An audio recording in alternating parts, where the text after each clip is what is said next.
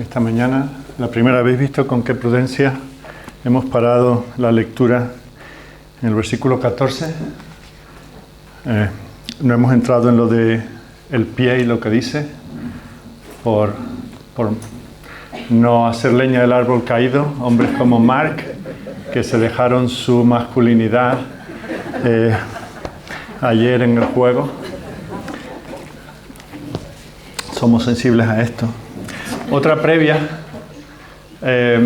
varias hermanas se han dirigido a mí a lo largo de estos días, pero especialmente ayer, y me han dicho algo, y es que echaban de menos que les diese más caña. Bueno, esto tiene muchas lecturas. Ningún hombre me ha pedido eso. No sé si por negligencia o por un alto sentido de sí mismos. Tampoco me han pedido que les den más caña a sus esposas, lo cual quiere decir que posiblemente están muy satisfechos. Pero bueno, yo he traído, de caña he traído azúcar. Si alguna quiere, pues prefiero que sea transformada de una manera dulce y que sea la palabra la que obre. No soy un pastor de estos de mano dura, y no sé si eso es bueno o malo. Según me voy haciendo mayor, voy dejando un poco esos modales, y no sé si con esto me voy deteriorando o estoy siendo mejor siervo de Dios. Pero bueno, que sea el Espíritu de Dios el que dé caña a quien tenga que darle. Bueno, en esta mañana, como anuncié el primer día, vamos a avanzar un poco más. Hemos estado ayer dedicándonos, después de considerar lo que nos dice la Escritura acerca de cómo nos creó Dios, iguales en dignidad, en valor, delante de Él. También iguales en importancia, en gloria, en honor. Iguales en la caída, tanto unos como otros, iguales en la redención, pero es cierto que tanto en la creación original como en la caída, como en la regeneración y aún en el estado eterno, el Señor ha hecho unas diferencias no de dignidad sino de roles. Y ayer estuvimos viendo cómo esto se puede manifestar en el hogar, y hoy vamos a avanzar a ver cómo esto se manifiesta en la iglesia. Y lo que quisiera es que esto se convirtiese realmente en un llamado al servicio. Por eso que hemos cantado este himno con el que hemos comenzado esta reunión. Espero que esto sea un llamado a que cada uno considere cómo está sirviendo al Señor, y que su masculinidad o feminidad no sea un impedimento, sino más bien un desafío, para que, en definitiva, seamos fieles siervos del Señor. De alguna manera, al hablar ya el título general de las conferencias de masculinidad y feminidad, pues hace que en todo esto, en el marco de nuestro pensamiento y de los estudios que estamos considerando, pues estemos tal vez remarcando las diferencias. Pero creo que cuando comenzamos a estudiar este asunto de la masculinidad y feminidad en la iglesia, tenemos que comenzar haciendo énfasis no en las diferencias, sino en lo que nos es común. Y, por ejemplo, no solamente en el pasaje que acabamos de leer en 1 Corintios 12, sino, por ejemplo, en otro, como es en Gálatas, capítulo 3, versículos 26 al 28, vemos como, si bien las Escrituras en distintos lugares nos hablan de las diferentes disposiciones de hombres y mujeres, de los distintos roles, por ejemplo en el hogar, como vimos ayer, no debemos olvidar también cómo el Señor nos habla de la igualdad fundamental que tenemos los cristianos en Cristo. Por ejemplo, aquí Pablo habla a los Gálatas y les dice: todos sois hijos de Dios por la fe en Cristo Jesús, porque todos los que habéis sido bautizados en Cristo, de Cristo estáis revestidos. Ya no hay judío ni griego, no hay esclavo ni libre, no hay varón ni mujer, porque todos vosotros sois uno en Cristo Jesús. El contexto de este pasaje son las bendiciones de la salvación. ¿Quién puede recibir la redención, la reconciliación? En ese sentido estamos todos igual de necesitados. Nuestro estatus es el mismo cuando venimos a Cristo y nuestro estatus es el mismo cuando estamos en Cristo. El cristianismo no es como la cienciología, que para llegar a los niveles más altos necesitas tener más dinero para comprarlo, ¿verdad? En este sentido, el Señor se ofrece a todos sin diferencia de clase, de etnia o de género. Así que eso es algo que nosotros debemos de asentar desde el principio. Es cierto que en el ministerio que cada uno de nosotros podemos desempeñar en la iglesia, hay ciertas cosas que el Señor ha determinado que no todas las personas son aptas para ello. Por ejemplo, cuando entramos en el ministerio pastoral, ya les llamemos pastores, ancianos, obispos, presbíteros, que son todas palabras sinónimas, vemos como no están reservadas a los hombres, en el sentido de todos los hombres, cualquier hombre, quiere decir que tienes que tener unas cualificaciones, que el Señor obra en ti para que puedas llegar a eso. Así que cuando en el único caso, en el único ministerio donde podemos decir el Señor hace una diferenciación, ni siquiera es exclusivamente de género. No todos los hombres pueden, lamentablemente, no todos los hombres son aptos para ejercer ese ministerio. Son hombres que cumplen los requisitos que el Señor manifiesta en su palabra.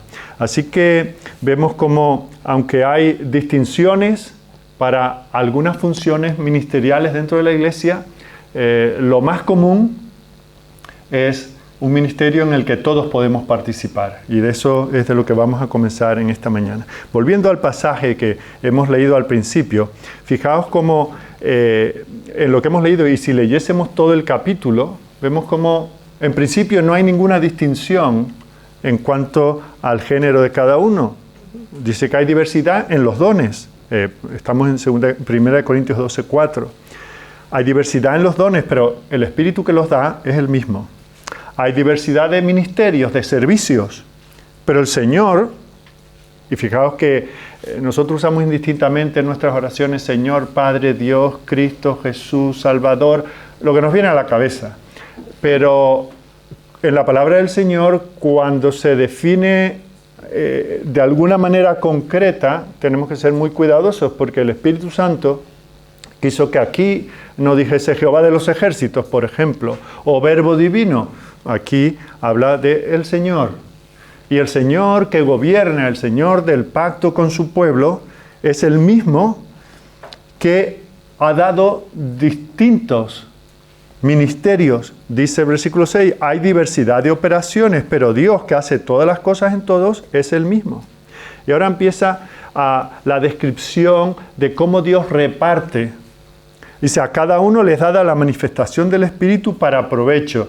Y aquí el contexto de toda la carta, aunque en el pasaje en sí no dice para provecho de quién, pero el contexto de toda la carta está diciendo que no es para provecho propio. Precisamente uno de los problemas que tiene que corregir el apóstol en aquella iglesia es que cada uno pensaba que lo que había recibido era para provecho propio, para intereses personales, para crecimiento en popularidad, en seguimiento. Hay algunos que siempre hablamos de que la iglesia estaba dividida, habían varias sectas dentro de la iglesia, y no solamente quienes se habían hecho esos grupitos, sino los que permitían que sus nombres estuviesen en alguno de esos grupos, son reprendidos. Así que vemos cómo el Señor ha repartido según su espíritu para provecho de la iglesia, del colectivo, del cuerpo entero. Así que cualquiera que sea el ministerio al que el Señor te llame en la iglesia, no es para que tú vayas ascendiendo de soldado a cabo, de cabo a sargento y de ahí a capitán y un día a general. No, para provecho del cuerpo. Entonces, porque a este es dada por el Espíritu palabra de sabiduría. Amén, gloria a Dios. A otro, palabra de ciencia según el mismo Espíritu. Fijaos, el mismo que reparte, el Dios soberano, a uno les da una especialización, por así decirlo, una responsabilidad concreta, a otro fe por el mismo Espíritu, a otros dones de sanidades por el mismo Espíritu, a otro hacer milagros, etc. Hay 8 descripciones aquí, no es una lista exhaustiva. El Señor está hablando de una variedad de ministerios. Si uniésemos todo lo que estos dones aparecen en el Nuevo Testamento, nos damos cuenta de que no hay una lista exhaustiva. Quiere decir que hay muchas cosas más que la iglesia necesita y el Señor ha provisto personas. Porque ni siquiera a 2 que el Señor llame al ministerio de ancianos, ni siquiera son 2 gotas de agua exactamente iguales. Dentro de eso el Señor da distintos dones, distintas habilidades. Y al final lo que quiero resaltar es lo que dice el versículo 11. Porque todas estas cosas las hace uno y el mismo Espíritu, repartiendo a cada uno en particular como Él quiere. Fijaos que en esta repartición de dones, no es el primero que llegó, el que es sobrino del pastor, la hermana influyente, el empresario porque pone unas ofrendas que esto no lo podemos perder, el que donó el local o el que estudió en el extranjero. No es ese el criterio, es Dios, el Espíritu, el que bendice a su iglesia, el que la equipa, el que la fortalece según Él quiere. Y a lo mejor el que nosotros menospreciamos es el más importante. Fijaos, un cuerpo de 2 metros y pico y unos huesecitos así pequeñitos se le han estropeado y hay que ver el daño que está sufriendo este hermano, ¿verdad? Y uno, claro, lo que le hace tan alto, supongo que es el fémur y la tibia del peroné, sobre todo.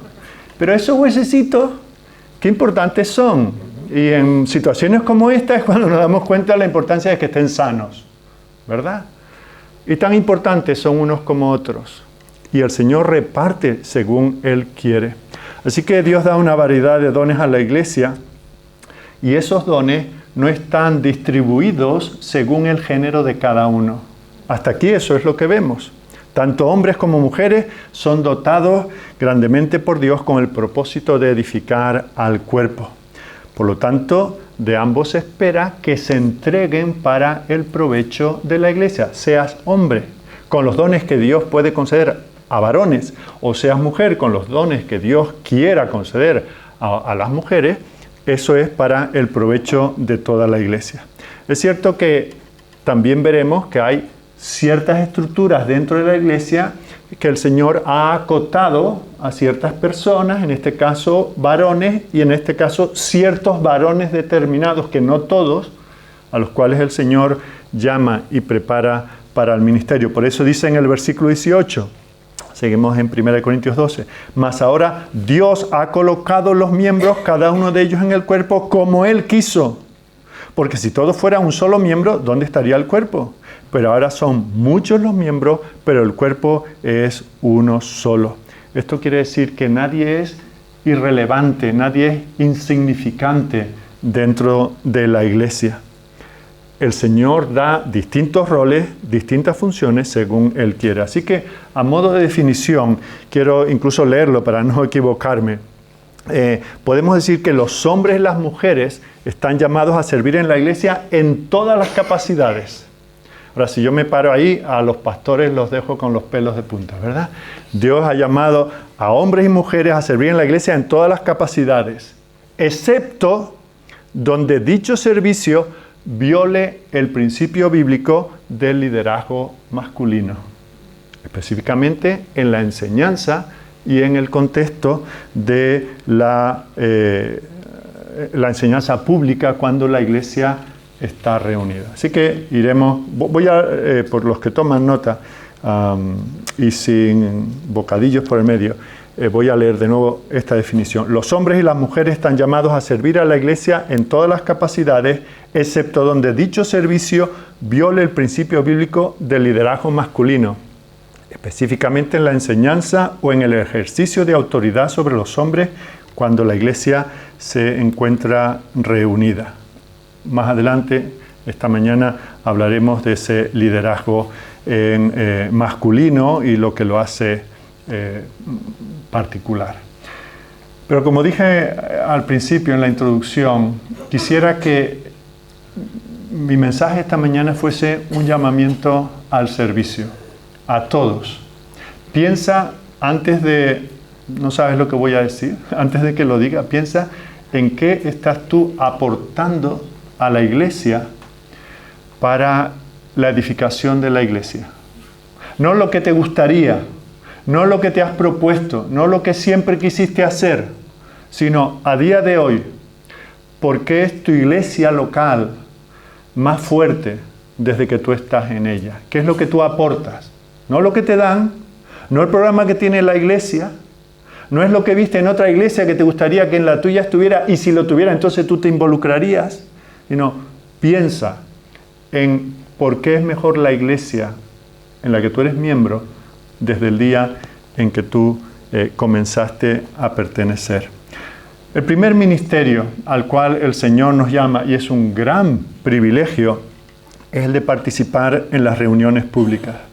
Los momentos más importantes en la vida de una iglesia son aquellos en que un domingo por la mañana o un domingo por la tarde, según el horario de cada congregación, el cuerpo de Cristo local se reúne, el nombre de Dios es invocado, la palabra de Dios es leída, es orada, es expuesta, es cantada, es recibida y es obedecida. No hay ningún momento en la vida de una iglesia, ni cuando se reúnen los ancianos, ni cuando se reúnen varias iglesias aquí en un campamento, ni en una conferencia internacional, ni el sínodo o la denominación y sean miles de personas en un solo lugar. No hay momento más importante en la vida de una iglesia que cuando ésta se reúne en el día del Señor para adorar al Señor. Y eso es un ministerio. Me hablaba el director de una misión aquí en España y usaba una expresión, estos extranjeros que vienen y usan expresiones que a nosotros nos hace reír, ¿no? Dice, no, es que vamos allí y hacemos ministerio de bulto. Y ministerio de bulto. Imaginaos, alguien sale a predicar al aire libre y está solo ahí, subido en un banco y no hay nadie que le apoye. Pero 2 o 3 hermanos van allí a hacer bulto, ¿verdad? Porque unos atraen a otros. Si tú te quieres parar y no hay nadie, te sientes raro. Pero si hay 2 o 3 haciendo bulto, pues ya la cosa se facilita. Y él hablaba de ciertas personas en cierto lugar que hacían ministerio de bulto. Bueno, no sea solo un bulto en la iglesia, pero la presencia, qué importante es. Y cuando celebramos la cena del Señor y recordamos juntos la obra que nos ha hecho hijos de Dios, ¿hay algo más importante que eso? Así que si tú quieres servir al Señor, seas hombre o mujer, comienza por esto. Por asistir cada domingo a las reuniones que la iglesia ha establecido. Fijaos que las reuniones que cada iglesia local establece no son para decir, bueno, ¿qué hace la gente los domingos por la mañana? Descansar, vamos a chafárselo, le ponemos un culto. ¿Y qué hacen los miércoles a las 7 de la tarde? Pues, no sé, ver el partido estos de Europa, pues le ponemos un culto de oración, ¿verdad? ¿Y qué hacen los jóvenes los sábados? Pues irse a comer una hamburguesa, pues le ponemos una reunión de jóvenes, ¿verdad? No, la iglesia ha considerado que en esta circunstancia, en este contexto en el que vivimos, es bueno para la edificación de la iglesia, se consensúa. No está en la Biblia a qué hora hay que reunirse, ni cuánto tiene que durar el culto, ni cuántos himnos hay que leer, ni cuántas oraciones se tienen que elevar. El Señor ha dejado eso a nuestra discreción. Pero lo que la iglesia establece, lo establece para el bien de todos. Y lo más importante que tú puedes hacer en la iglesia es asistir. La única excusa es la muerte, y la propia, ¿verdad? Ni siquiera la de un familiar. A eso nos llama el Señor, a eso le tenemos que dar importancia. Porque cuando la iglesia se reúne, el Evangelio es predicado. Como dice el apóstol en Efesios 3, versículos 9 y 10. Cuando se proclama el Evangelio, se está aclarando a todos cuál sea la dispensación del misterio escondido desde los siglos en Dios, que creó todas las cosas, para que la multiforme sabiduría de Dios sea dada a conocer por medio de la iglesia, a través de nuestra congregación local. Cuando viene una persona y nos ve adorando, la adoración es algo de cristianos para el Señor. Pero si viene alguien que no es cristiano, ve la iglesia proclamando la verdad del Evangelio, Y hay uno que está hablando, pero otros están no como bultos, inactivos, poniendo todo su corazón en ello, toda su mente. Por eso tenemos que venir descansados. No podemos estar hasta las 3 de la mañana el sábado en no se sabe qué actividad y esperar que el culto no sea de bendición. No, yo no soy un receptor simplemente. Yo tengo que ser un adorador activo. Y quien está a mi lado tiene que verlo, que no me estoy aburriendo, que no estoy bostezando, sino que estoy tomando notas físicas o mentales de lo que el Señor está diciendo a su pueblo. Participar en esto es lo mínimo que se espera de un cristiano. Y algunos se lo toman como, bueno, cuando puedo voy, si no tengo otras cosas que hacer. Fijaos, este acto no lo pueden hacer solo los ancianos.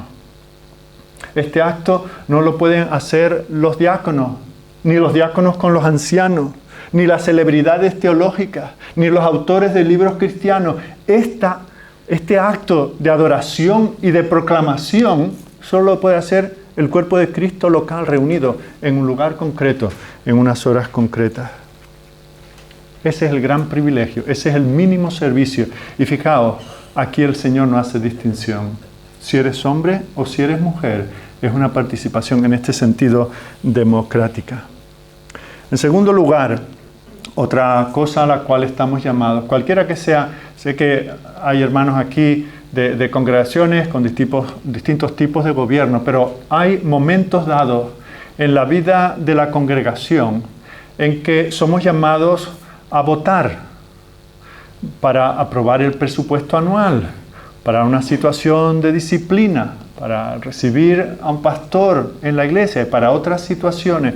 Cualquiera que sea el gobierno, en definitiva, la iglesia de Dios, seas hombre o mujer, se espera que participe en ello.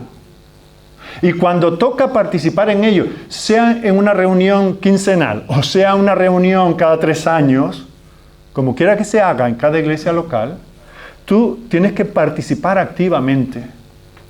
Y participar activamente no quiere decir que vas allí, para una vez que vas a esa reunión porque esa es la que consideras importante y te haces notar. No, para ir allí, porque tienes que levantar tu mano, poner una papeleta en un sobre, tienes que ser una persona espiritual. Porque estos asuntos que se tratan, sean de índole económica, por ejemplo, aprobar un presupuesto, o sea, recibir o disciplinar a un miembro de la congregación, esto no lo podemos hacer por simpatías, no lo podemos hacer confiados. Bueno, ya los ancianos lo han tratado y como creemos en los ancianos, hasta aquí no nos han guiado mal, pues le damos un voto de confianza. Hay algunos que pretenden incluso dar un voto delegado. Yo no voy, pero te dejo el voto, porque claro, como eres mi cuñado, esto lo hemos discutido tantas veces, ya sé lo que piensas. Y ahora resulta que ahí se trae nueva información. Y ahora, bueno, ¿votaría esto mi cuñado o esto le llamo por teléfono? ¿Hay seriedad en esto? Y esto es un asunto importante. Y en esto no hay distinción de sexo. A esto nos llama el Señor a todos. Luego está el asunto del servicio. No voy a entrar en el asunto del diaconado porque podemos tener diferencias de criterio en este asunto, pero ¿cuántas diaconías, cuántos servicios podemos hacer todos independientemente de nuestro género? La iglesia necesita tantas cosas para su marcha y no podemos estar simplemente apoyados en un codo diciendo a ver cómo lo hacen otros, quejándonos de que en la fuente nunca hay agua, de que no hay nadie a la puerta para recibir a nadie, que nadie recoge los himnarios.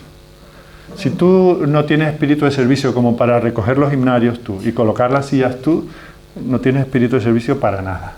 Y si tú aspiras a un ministerio que consideras superior, comienza por eso.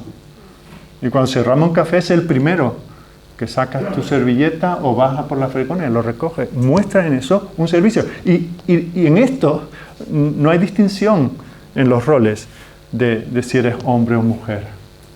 Otra cosa en la cual no hay distinción es a la hora de leer. En un momento dado, tal vez no lo hacemos en el culto principal, pero en un estudio, el pastor, el maestro puede decir a alguien que lea Mateo 4:9.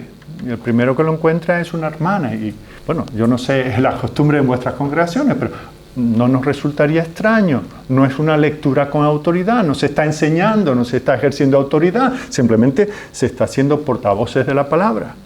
Ahora, alguien podría decir, bueno, y si lo puede hacer una hermana así en un estudio bíblico, ¿por qué no en el culto? Bueno, pues algunos pensamos que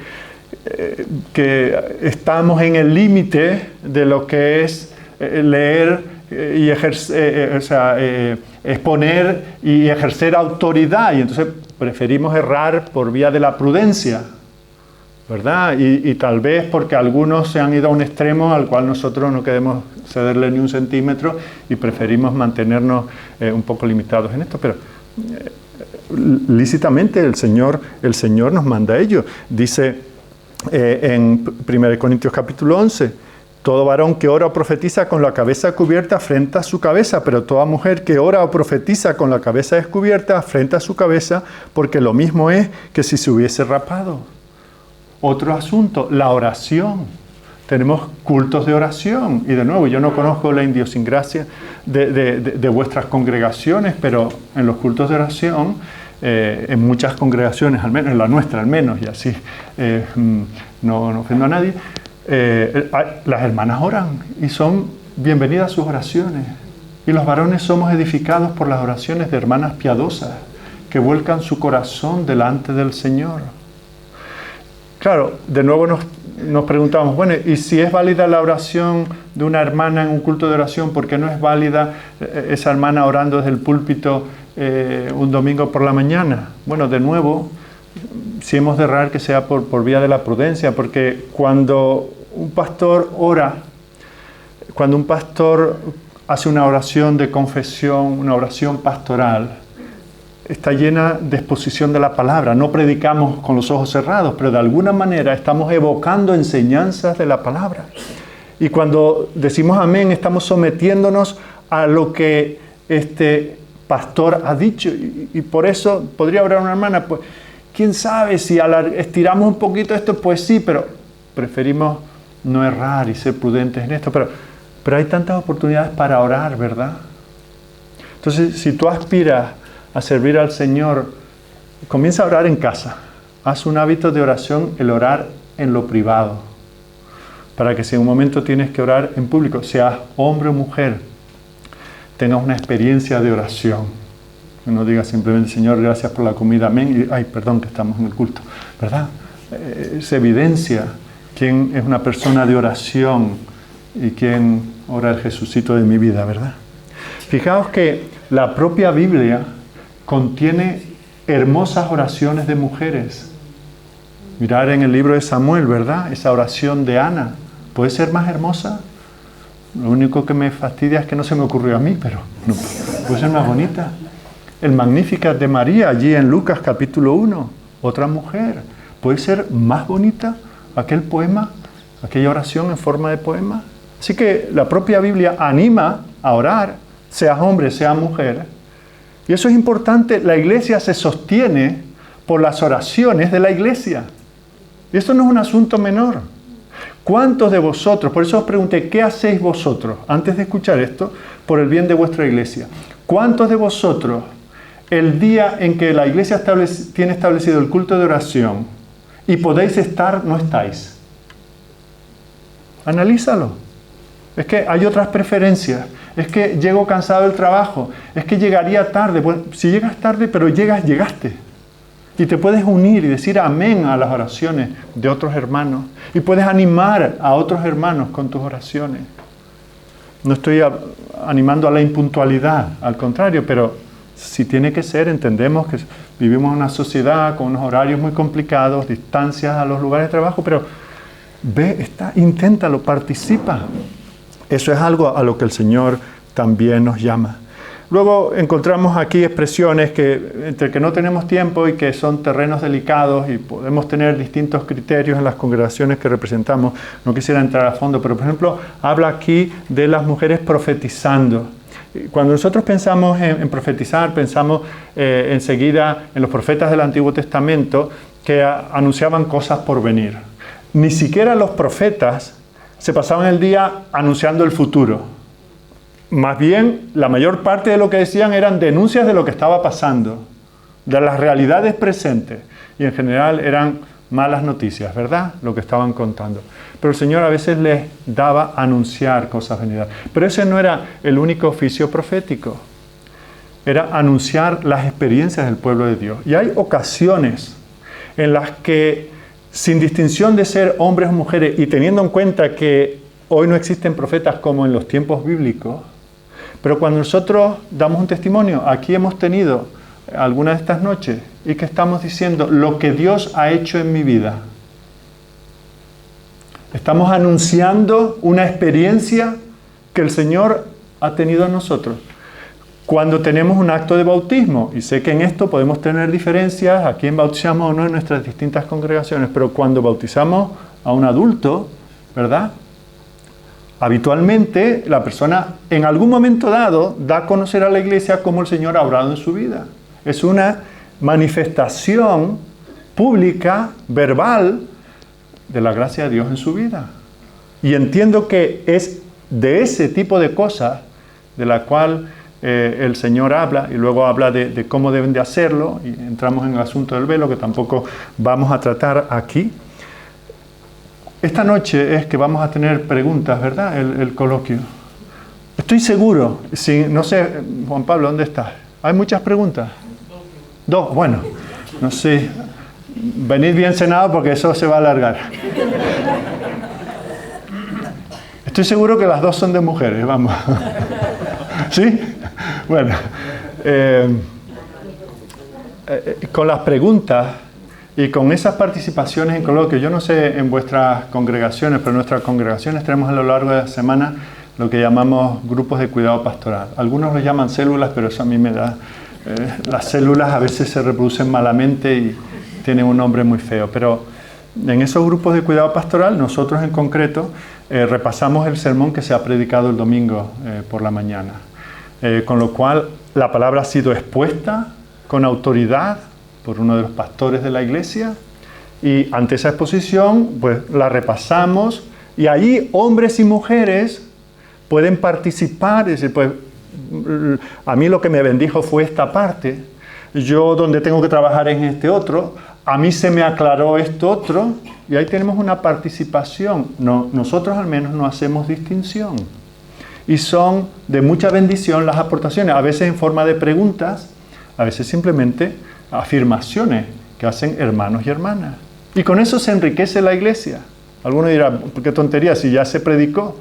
Bueno, pero es cuando la palabra es expuesta que surge la aplicación personal. No podemos desde el púlpito desentrañar ese dar caña que algunas piden, ¿verdad? No lo podemos hacer con todos los detalles. Y entonces en ese rato que estamos entre semana, pues hombres y mujeres participan y nos enriquecemos los unos a los otros. Y entendemos que cuando las hermanas están hablando ahí no están usurpando la autoridad, que luego veremos que el apóstol, inspirado por el Espíritu, dice que de eso nada, ¿verdad? Pero hay una colaboración en el estudio de la palabra. Así que en ministerios tenemos muchos, ¿verdad? Ayer estábamos hablando también del ministerio de mujeres, por ejemplo, enseñando a mujeres. Tito 2:3, las ancianas asimismo sean reverentes en su porte, no calumniadoras, no esclavas del vino, maestras del bien, que enseñen a las mujeres jóvenes a amar a sus maridos y a sus hijos, pero no solamente asuntos del hogar, a ser prudentes, castas, cuidadosas de su casa, buenas, sujetas a sus maridos, para que la palabra de Dios no sea blasfemada. Fijaos que no dice las mujeres modelen el ser una buena cristiana, sino enseñen. Aparte de ser modelos de lo que enseñan, tienen que enseñar lo que están modelando, tienen que instruir, tienen que capacitar. Y ahí no hay distinción de género, ni siquiera de estado civil, solteras o casadas. Otra área de bendición, el ministerio a los niños.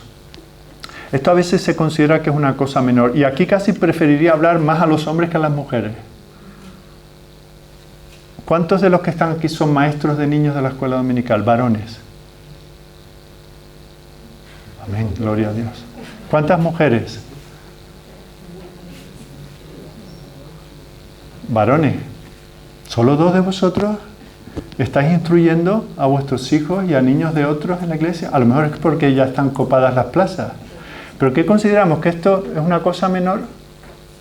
Claro, si el concepto que tenemos es de darle a los niños una fotocopia del Arca de Noé y que pinten de colores durante 1 hora hasta que acabe el culto, bueno, pues a lo mejor eso os parece poco masculino. Pero no necesitan nuestros niños no solamente escuchar con las palabras dulces de una mujer, sino también con la voz más fuerte de un varón las enseñanzas de que no estamos llamados a ser tan valientes como David o tan fuertes como Gedeón, sino que ese David era un tipo de Cristo y que ese Gedeón tenía que haberlo sido y falló, y por eso tenemos un segundo Sansón y un segundo David, que son los auténticos y verdaderos, y que si no nos inclinamos delante de él, ¿pereceremos igualmente? La escuela dominical, si la tenemos, se trata de eso. Instruir a los niños. Si tenemos un club de gozo, ese tipo de cosas, no sé cómo lo llaman en cada iglesia, para los niños, no es un asunto de mujeres, es un asunto de la iglesia. Y en eso todos podemos colaborar. Ahora, me ha gustado que al ver las manos levantadas he visto manos, y no os ofendáis, pero manos maduras, algunas de ellas, ¿verdad? Porque es que he visto que en algunas iglesias, conozco al menos una iglesia, no puedo hablar en plural porque no conozco, donde los niños comienzan, nunca van al culto porque a la hora del culto es la escuela dominical. Y allí están hasta que esos niños que nunca han venido al culto se hacen ayudantes del maestro, de la maestra de la escuela dominical, y de allí pasan a ser maestras de la escuela dominical. Y llegan a los 30 o 40 años y nunca han ido a un culto. Han estado enseñados por mujeres y ellas mismas maestras de otros. No sé, a mí me parece que eso no es del todo correcto. Ahora, si es darle el papelito para que lo pinten, cualquiera vale. Ni siquiera tiene que ser creyente, alguien que sepa manejar una fotocopiadora. Pero si lo que creemos es que nuestros niños, primero que los padres varones tenemos la responsabilidad principal de enseñarles en el hogar, cuando vamos por el camino, cuando entramos, cuando salimos, a aprovechar cada oportunidad. No hagas esto así porque eso es pecado, a Dios le ofende, hazlo de esta manera y pide a Dios que te dé gracia para ello. Esas situaciones que no tienen que convertirse en un sermón de 10 minutos porque tiraste un papel al suelo. Pero es cada ocasión, los padres sobre todo tenemos esa responsabilidad. Y luego la responsabilidad formal de cada día, a la mañana, a la tarde, a la noche, o a las 3 veces, reunirnos con nuestros hijos y enseñarles la palabra. Pero también están los hijos de otros cuyos padres son débiles o cuyos padres no vienen a la iglesia. Esos niños del barrio que vienen. ¡Qué privilegio! Tú dices, no, eso no es para mí. Yo a los niños no los entiendo, no los aguanto, pero aspiro a ser pastor. Si tú no puedes pastorear el corazón de un niño, no puedes pastorear el corazón de un anciano, ni de una mujer que lo ha dado a luz. Comienza por ahí, involúcrate, prepárate, porque eso requiere una preparación. Por eso muchos padres no quieren dar el devocional familiar, porque no quieren estudiar la Biblia para decirle, hoy he aprendido esto, hijo, y esto es lo que te puedo enseñar. No soy teólogo, no he tenido la oportunidad, pero esto he leído, esto he consultado, esto he preguntado, y esto es lo que te enseño. No, que lo haga la madre. Que le cuenta mejor el cuentito de Noé o la historieta de esos 2 hermanos que por un plato de potaje cambiaron unos derechos. No contamos historietas a los niños. Les predicamos el Evangelio, aunque sea con la sencillez de las palabras que ellos puedan entender. Pero eso necesita esfuerzo, preparación, vocación, determinación. En esto se muestra nuestra hombría y nuestra feminidad en el caso de cada uno. Y luego que podemos hablar de otros ministerios como el apoyo en general a la iglesia. Cuando hay una reunión de pastores que coincide que es en el local de la iglesia, qué bueno tener hermanos o hermanas que están dispuestos a venir a traer un café y unas galletas para poder atender a los hermanos. Qué bueno que cuando viene un envío hay alguien que esté allí dispuesto a recibir el envío, ¿verdad? Qué bueno todo este tipo de apoyo. Qué bueno que cuando salimos a la plaza a repartir tratados haya hombres y mujeres involucrados, jóvenes y no tan jóvenes involucrados en eso. Qué bueno. Yo hablaba con uno de estos chicos que nos está sirviendo la comida, es de aquí, de Marbella. Está desde mediados de junio y le quedan 1 o 2 semanas aquí.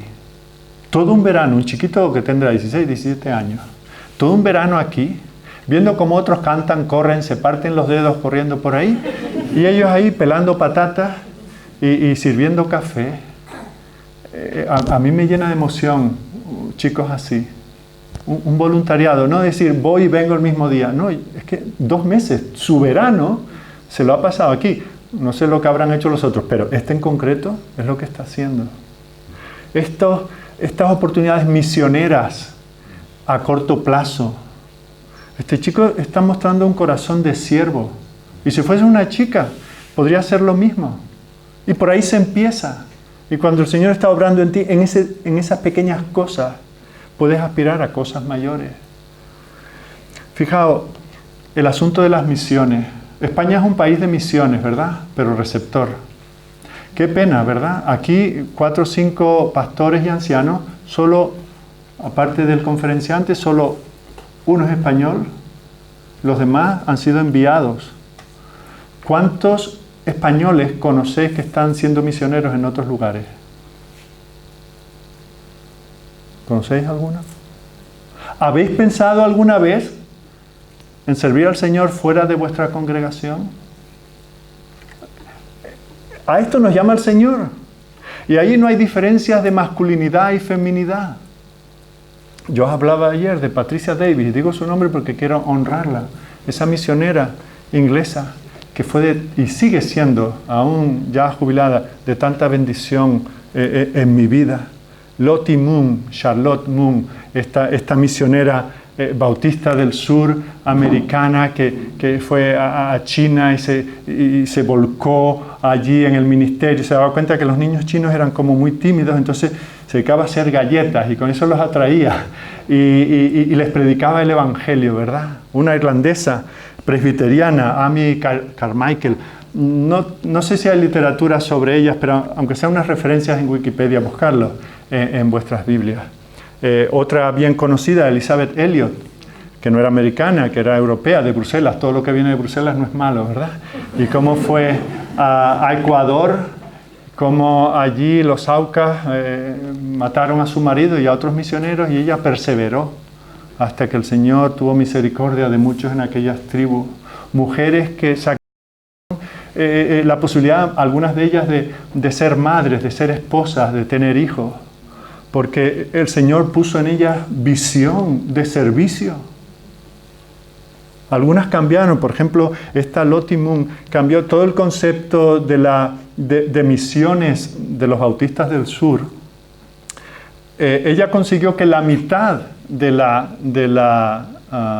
los fondos misioneros fuesen destinados en su época al ministerio que ella realizaba. Cuando algunos la despreciarían tal vez por su condición de mujer, pero el Señor no, el Señor tenía mucho que hacer. ¿Has considerado tú eso? Hombres y mujeres, estás muy cómodo tú con tu carrera y con tu hipoteca y con tus cositas y tu grupito de jóvenes en la iglesia, pero ¿no has considerado que en torno a nosotros, claro, el Señor ahora nos está trayendo, ya no hay casi ni que salir, pero con todas las etnias que hay, con toda la gente que el Señor está trayendo a nosotros, ¿has considerado cómo prepararte para hablarle a un musulmán? Vamos a comprarle la fruta allí a la esquina, hablamos con él y tal, pero ni se nos ocurre, no, es que como son, pues aprende. ¿Cómo? Habla con un musulmán cristiano. ¿Cómo puedo yo hablarle a un musulmán? Pero no, de eso ya se encargarán los pastores, los ancianos. Querido, seas hombre o seas mujer, hay mucho que hacer en la iglesia. Y el Señor a todos nos llama a esto. Y podíamos seguir el ministerio de la música, la tesorería, la secretaría, tantas cosas, ¿verdad? Ser ujier, recibir a una señora. A veces un tipo como yo en la puerta recibiendo a las personas los puede asustar, pero a veces una señora recibe mejor a una señora, ¿verdad? Apúntate al turno de ujieres o ujieresas. Espero no estar molestando la política privada de cada iglesia, pero creo que por muchas diferencias que tengamos, no creo que esto ofenda a nadie, ¿verdad? A eso nos llama el Señor. Así que, seas hombre, seas mujer, a todas estas cosas te puede llamar el Señor. Pero ahora vamos a hacer la excepción. Vamos a hablar de la excepción. Hay algún ministerio el cual el Señor ha entregado, ha llamado a Él solo a los hombres. ¿Y por qué solo a los hombres? Eso es lo que quisiera tratar de responder. Porque es un asunto cultural. porque ya el judaísmo que tiene el trasfondo del cristianismo, el judaísmo ya es bastante machista, porque Pablo era el más machista de todos y porque, digámoslo claro, porque el Espíritu Santo también ha mostrado ser machista. Es por eso, yo quisiera que vayamos a la esencia, al perfil de trabajo de un anciano, un pastor, un presbítero, un obispo. ¿Cuál es el perfil que Dios demanda de ellos? Fijaos que, en primer lugar, cuando el Señor habla del obispado, siempre se refiere en términos masculinos. Dice, palabra fiel, si alguno, 1 Timoteo 3:1, si alguno anhela obispado, buena obra desea, pero es necesario que el obispo sea irreprensible, marido de una sola mujer, un hombre de una sola mujer. Y así podríamos ver distintos pasajes, pero bueno, ya asumen directamente el lenguaje, asume eso. Pero vamos a entrar en el perfil. Cuando uno va a buscar un puesto de trabajo, y hoy se usa mucho esa expresión, el perfil laboral. ¿Qué cosas se esperan de un pastor? 4. Y estad atentos a ver si os suena algo. En primer lugar, los ancianos proveen enseñanza a la iglesia. Pablo dice en Tito 1:9 que un anciano debe ser retenedor de la palabra fiel tal como ha sido enseñada, para que también pueda exhortar con sana enseñanza. A uno de los pastores en Éfeso, Timoteo, le escribe una carta y le dice, tu ministerio es ocuparte en la lectura, la exhortación y la enseñanza.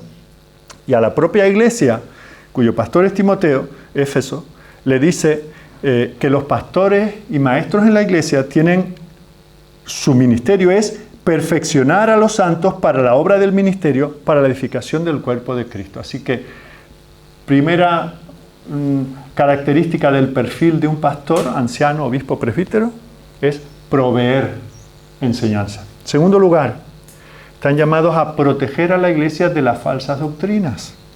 Pablo advierte, 2 Timoteo 4, versículo 3, porque vendrá tiempo cuando no sufrirán la sana doctrina, sino que teniendo comezón de oír, se amontonarán maestros conforme a sus propias concupiscencias.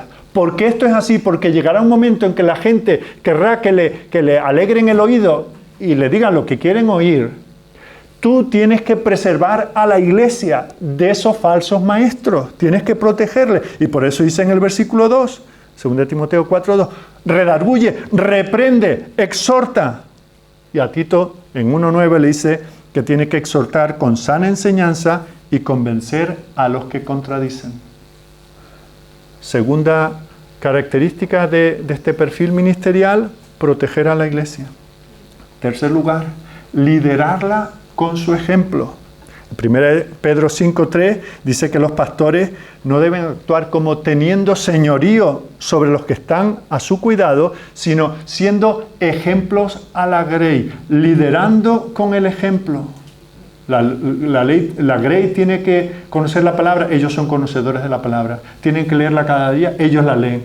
Tienen que orar, ellos oran. Tienen que testificar, ellos testifican. No es como el cura, haced lo que digo, no hagáis lo que yo hago. No, tienen que liderar con el ejemplo.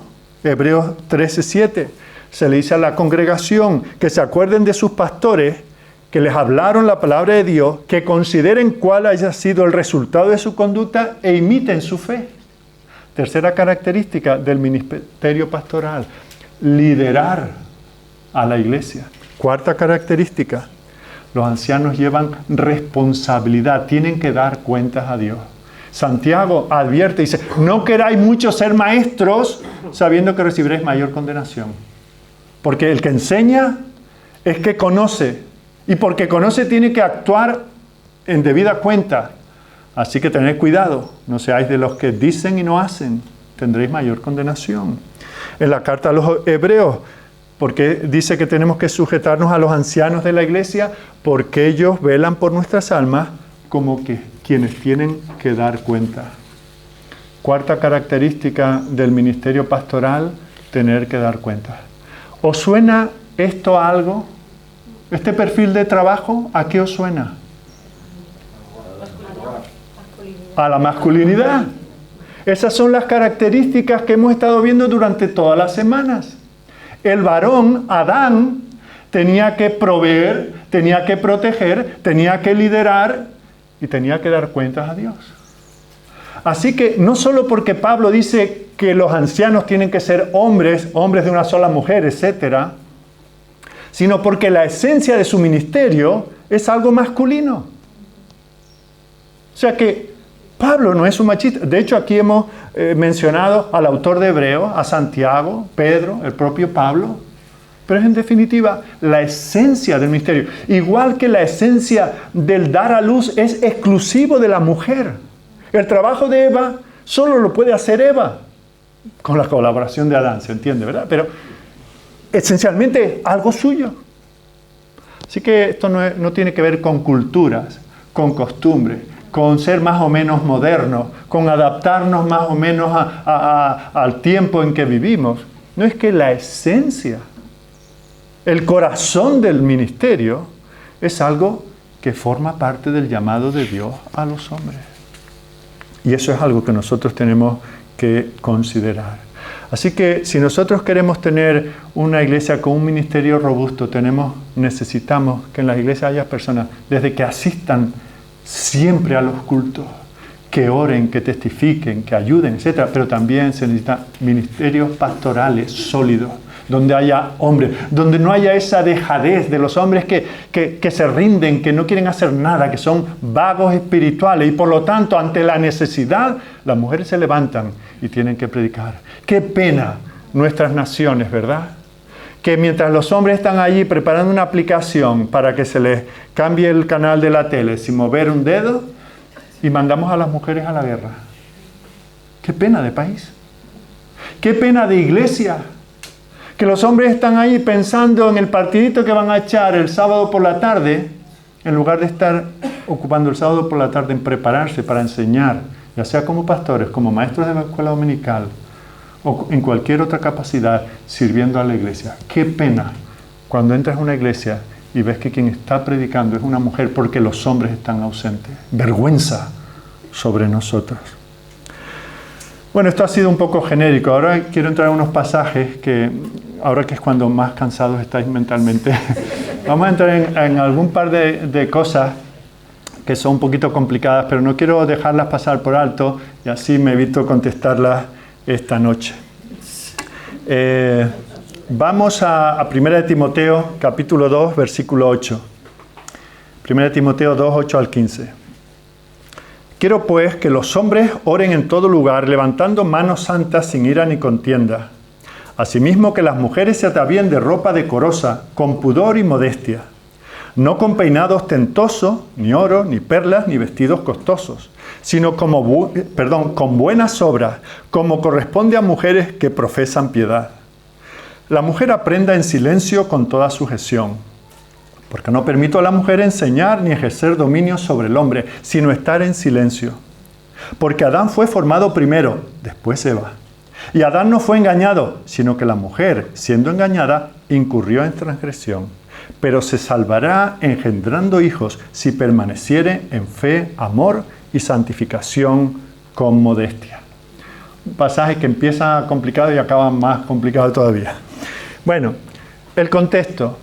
Esto es la iglesia en Éfeso y estaba pastoreada por Timoteo, pero según leemos en el capítulo 1, estaba siendo objeto de ataques de falsos maestros. Y estos falsos maestros habían comenzado, según quien les había enviado, Satanás, que ya él opera así, tratando de minar el orden establecido por Dios.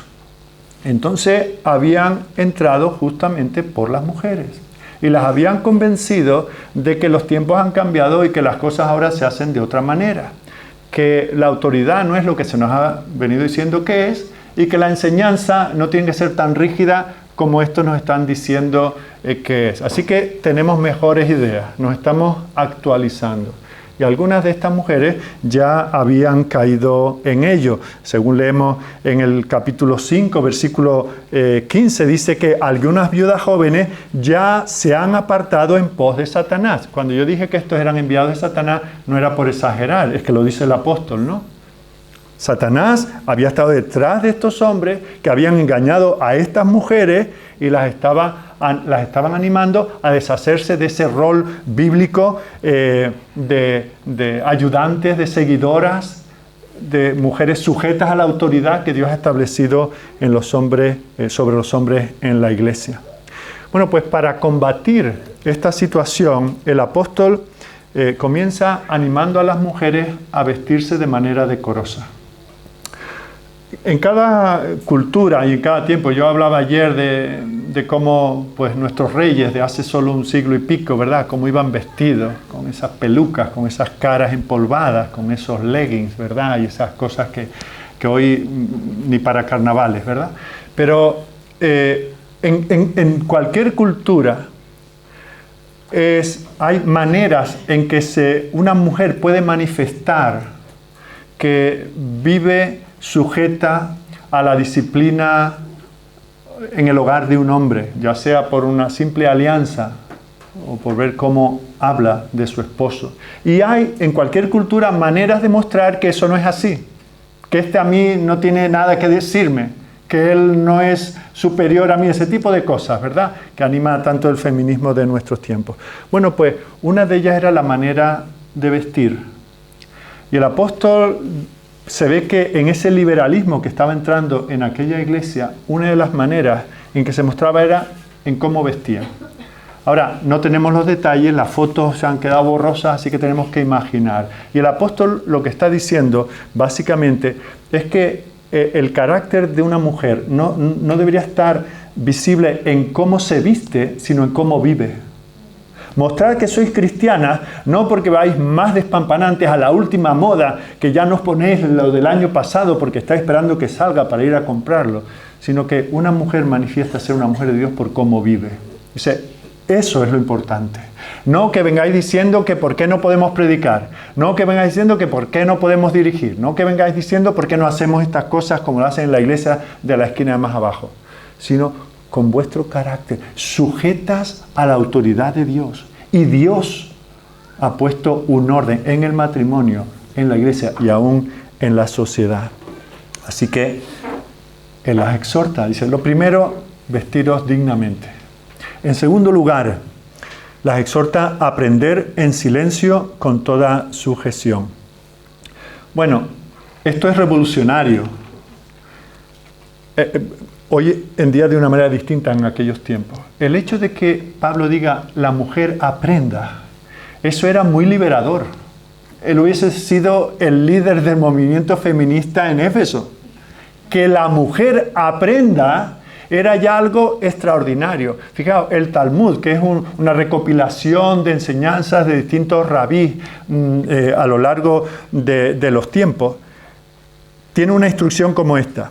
Hay un rabino que dice, sería mejor que las palabras de la Torá, de la ley, sería mejor que las palabras de la Torá fueran quemadas a que puedan ser confiadas a una mujer.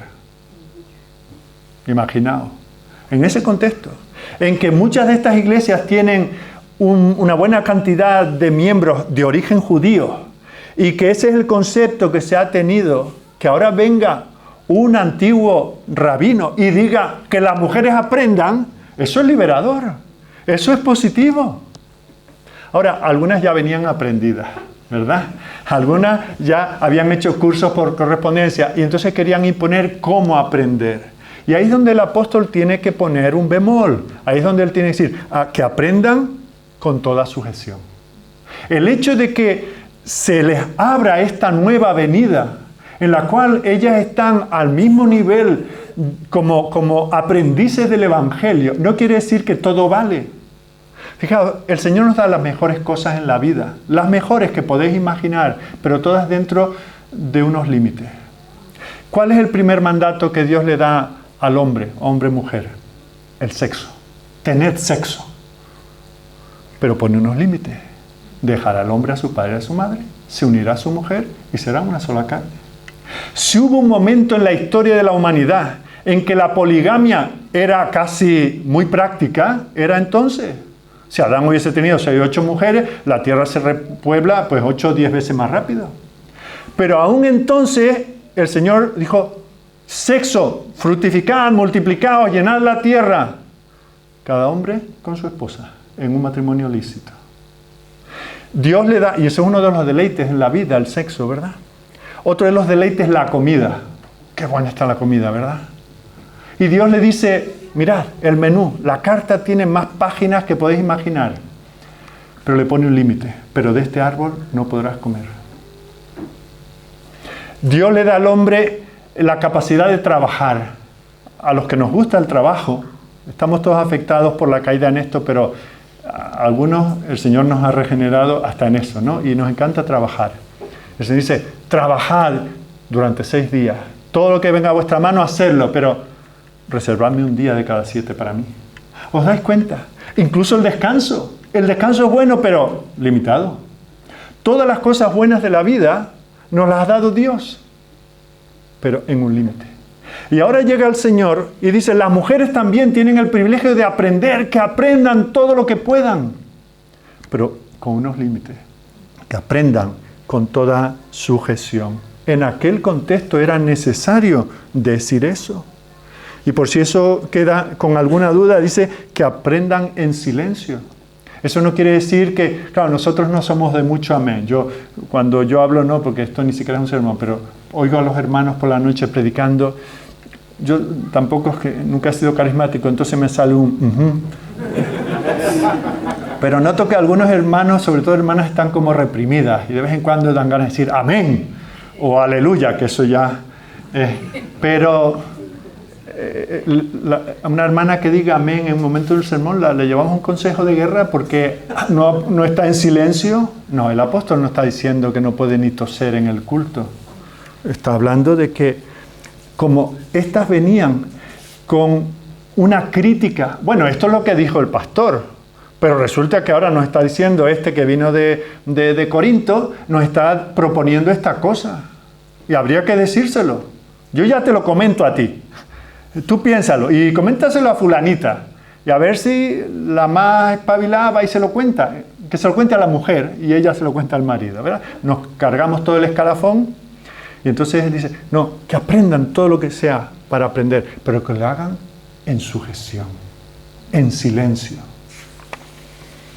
Y esta expresión la encontramos, exactamente la misma expresión la encontramos en distintos lugares. Por ejemplo, cuando Pablo se propone ir a Jerusalén y le dicen, oye, que allí te van a apresar, intentan convencerle, pero cuando ven que él tiene la mente fija en eso, dice que guardaron silencio. ¿Para qué seguir discutiendo si va a Jerusalén sí o sí, ¿no?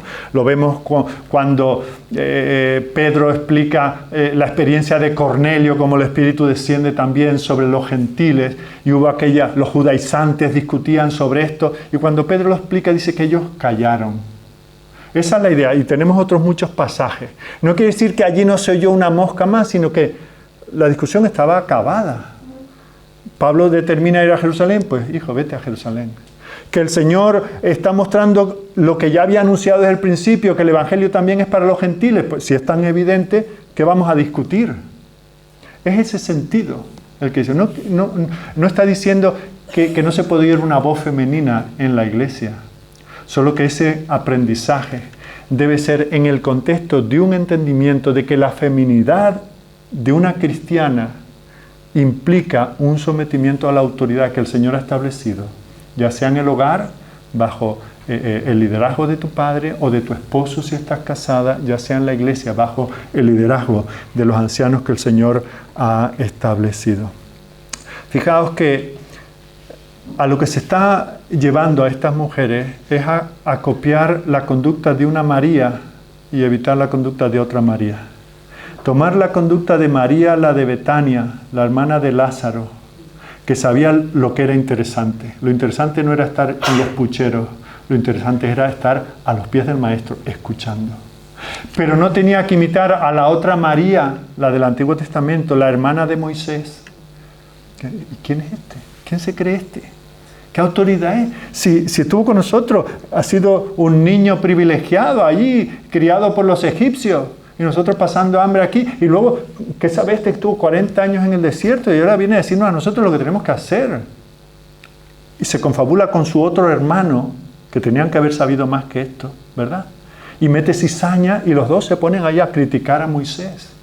Y lo que está diciendo Pablo es, sé como María la de Betania y no seáis como María, la hermana de Moisés. Aprended, pero aprended en sujeción. Y por si esto no queda claro, el apóstol reitera en el versículo 12 en forma negativa y dice que no permite enseñar ni ejercer dominio sobre los hombres. Dos restricciones aquí que parecen casi una, pero son dos. La primera restricción es que no se les permite enseñar a los hombres. No dice que no pueden enseñar y punto, porque ya hemos visto cómo tienen muchas áreas de enseñanza.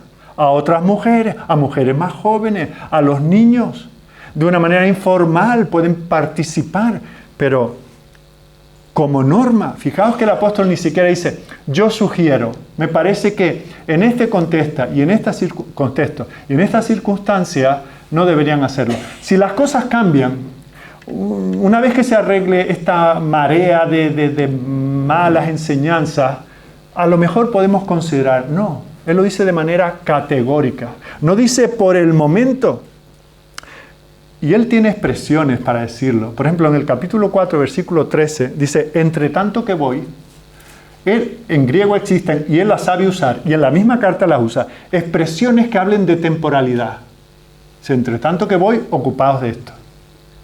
Pero cuando habla de que la mujer mantenga silencio, no dice por el momento, o incluso en el capítulo 6, 14, otra expresión temporal, hasta la aparición de nuestro Señor Jesucristo.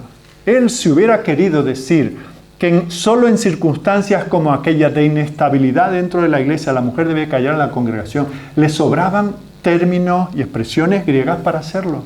Pero no. En otros casos sí pone una temporalidad. Pero aquí no sugiere, aquí manda con la autoridad apostólica que las mujeres aprendan en silencio y que se sometan a la autoridad de la iglesia, no como algo temporal, algo momentáneo.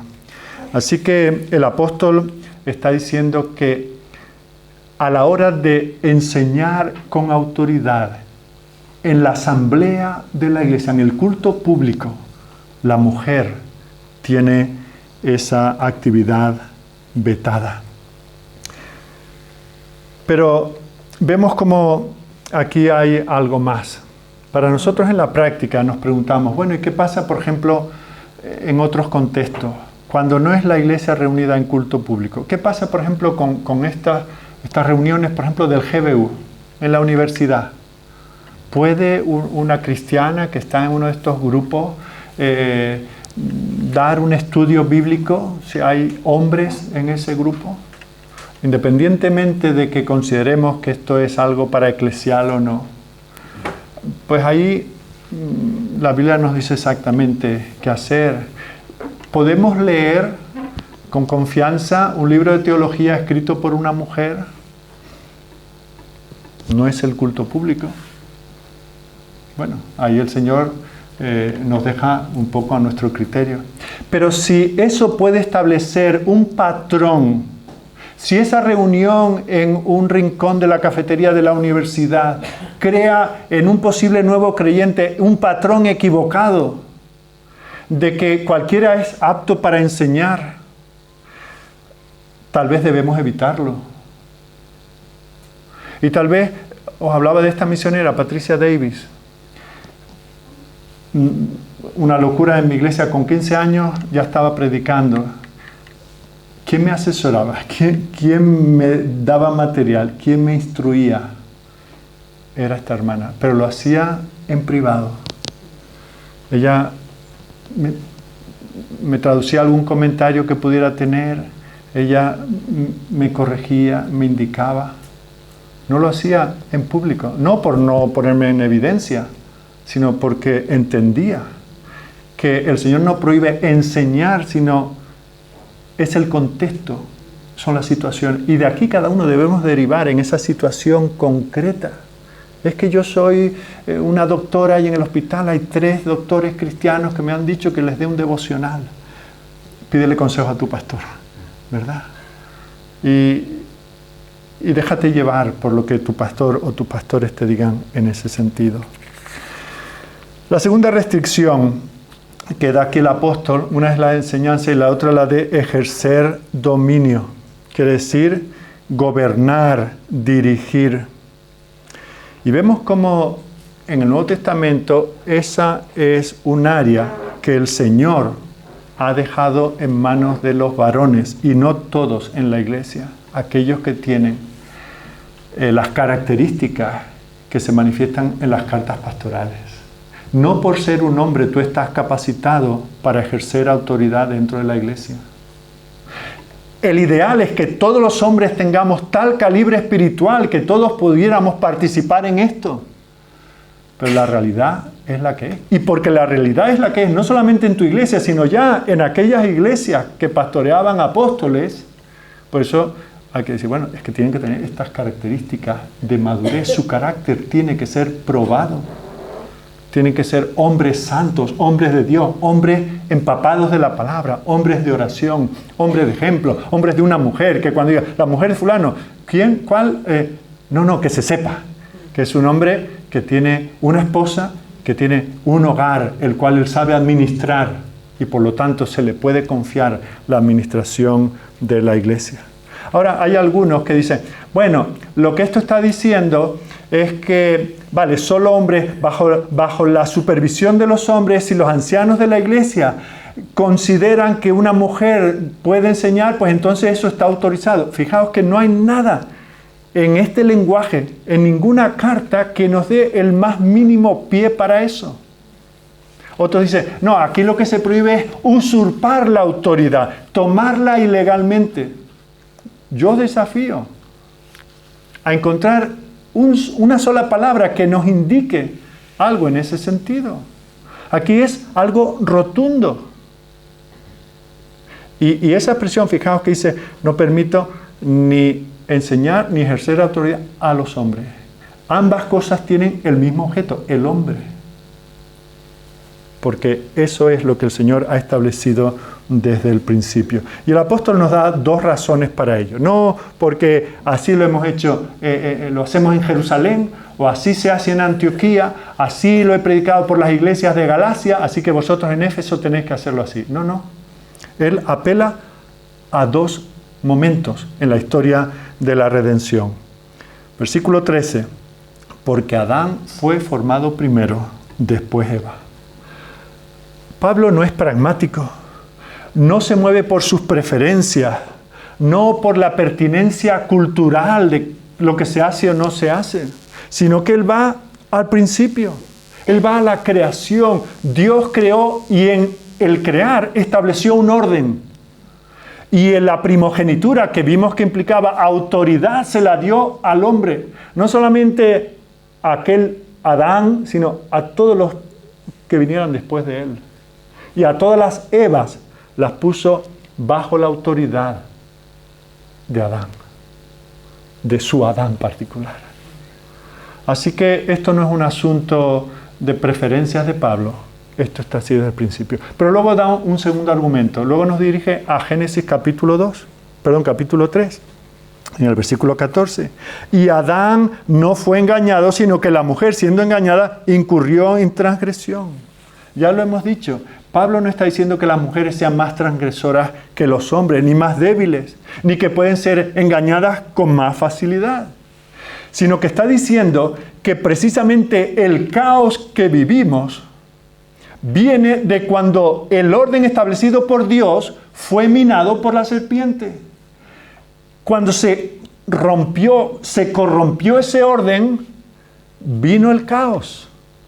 Entonces está diciendo, no repitamos la escena del Edén en la iglesia. Aprendamos primero por la creación y luego aprendamos por la caída. Fue al invertir, al minar el orden establecido por Dios, que vino el caos. La mujer se convirtió en portavoz, en líder, en defensora del lugar. Y esas fueron las consecuencias. Así que Pablo habla de esto. Por eso Satanás, que lleva siglos en esto, anima a los hombres a ser pasivos. Cuando Satanás quiere que una iglesia floreciente se venga abajo, anima dos cosas. A los hombres a ser pasivos, a ser muy guays, a ser muy igualitarios, a estar a la altura de los tiempos, a decir, ¿y por qué no? ¿Y qué más da? Y con los dones que tiene, que además también tiene un máster en teología, ¿y por qué no le vamos a dar la oportunidad? Que lo que hizo Adán, no estuvo pendiente de lo que tenía que estar pendiente.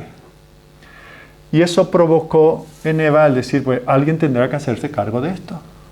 Así que tú, varón, cuando tú eres pasivo y no te involucras en el ministerio de la iglesia, estás siendo un colaborador de Satanás.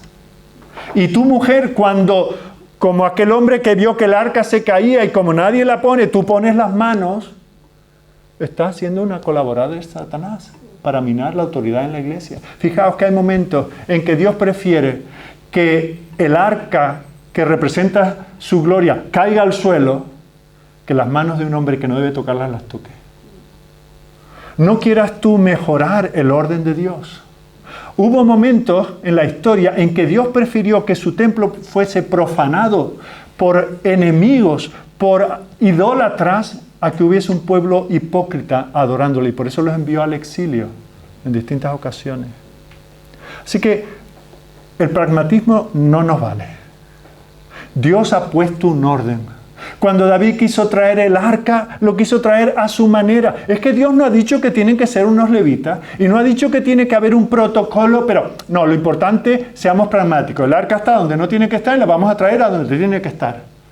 La iglesia tiene que predicar el evangelio como no hay hombres capacitados o con la voluntad de hacerlo. Aquí se predica sí o sí. Yo me levanto y yo lo hago, aunque lleve faldas. Dios eso no lo admite. Ni siquiera la buena intención. La buena intención, si no está sujeta a la voluntad de Dios, deja de ser buena intención. Tengamos cuidado con esto, porque las consecuencias en cada uno de estos casos han sido tremendas. Ahora, algunos dicen, bueno, pero es que en la Biblia tenemos mujeres enseñando a hombres. Y te presentan el caso de Priscila y Aquila. Lo podemos leer, no lo vamos a hacer porque ya nos pasamos el tiempo. Hechos capítulo 18. ¿Y qué tenemos aquí? Un matrimonio. No hay, en todo el relato, no hay ningún momento donde diga que Priscila era la que llevaba la voz cantante en esto. Ella apoyaba. Esta es la situación. Se apoyaba poniendo un té y unas pastas, no lo sé. Se apoyaba enseñándole los pergaminos que tenía de Isaías, lo que su marido estaba explicándole a este hombre. No lo sabemos, pero ella era una colaboradora. Por cierto, en privado. No era allí en la iglesia y dice, un momento, pero ¿qué estás diciendo? Si el Señor ha revelado más cosas de las que tú conoces. Hermanos, dejar que lo explique yo, si no te importa. Y ella se lanzaba. No, es en el contexto, en un ambiente privado en el que ella apoya a su marido, que están apoyando a este hombre lleno del Espíritu Santo, un hombre con un don, pero que le faltaba cierto conocimiento. Y en eso ella colaboradora. Tal vez esto nos ayuda a entender si leemos ese libro de teología escrito por una mujer o no. Pero bueno, eso solo como una pequeña ayuda. Y ahora llegamos tal vez a la parte más complicada de este pasaje, que tiene que ver con cómo termina este pasaje de 1 de Timoteo capítulo 2. ¿Cómo son redimidas las mujeres? ¿Verdad? Ahora tenemos que ver esto en su contexto. Recordemos que han venido falsos maestros a Éfeso, han corrompido la manera de pensar de algunas mujeres que han estado participando en este desorden, se han puesto a hablar cuando no debían, diciendo lo que no debían, haciéndole los coros a estos falsos maestros. Y ahora por las instrucciones del apóstol, Timoteo recibe esta carta y se la lee a la iglesia. Y hay mujeres que son quebrantadas y dicen, pero ¿qué he estado haciendo? ¿Qué pecado he cometido? ¿Habrá perdón para mí que he sido un instrumento de Satanás para traer maldición sobre la congregación? Y el Señor las consuela. Dice, hay esperanza. ¿Por dónde viene esa esperanza? Bueno, pues aquí tengo que usar una palabra que es la palabra sinécdoque. ¿Hay alguien aquí, aparte de Pilar, hay alguien especialista, ¿no?, en Scrabble?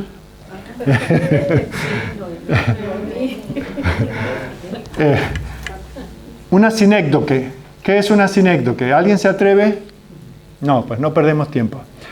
Es una figura del lenguaje por la cual usamos una palabra que de una parte se refiere al todo o el todo a una parte. Por ejemplo, decimos, allí en el establo hay 40 cabezas de ganado.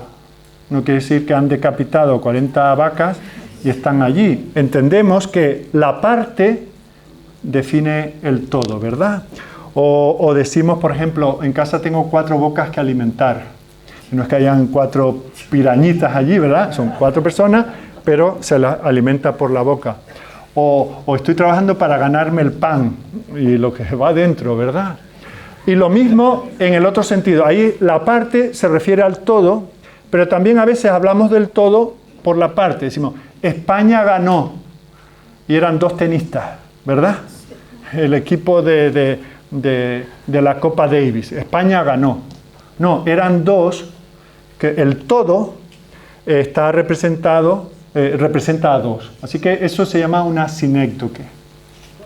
Pues el lenguaje que usa Pablo aquí es una sinécdoque. Cuando habla de que se salvará engendrando hijos, es esa expresión.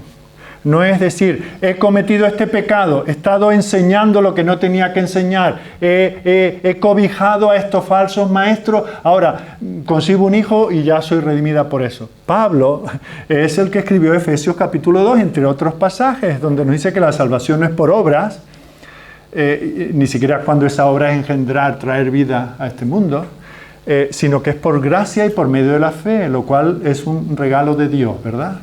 Así que él no está diciendo que en el cielo nos encontraremos aquellos que hemos sido salvos por la obra de Jesucristo y aquellas que han sido salvas porque han sido madres de hijos, no.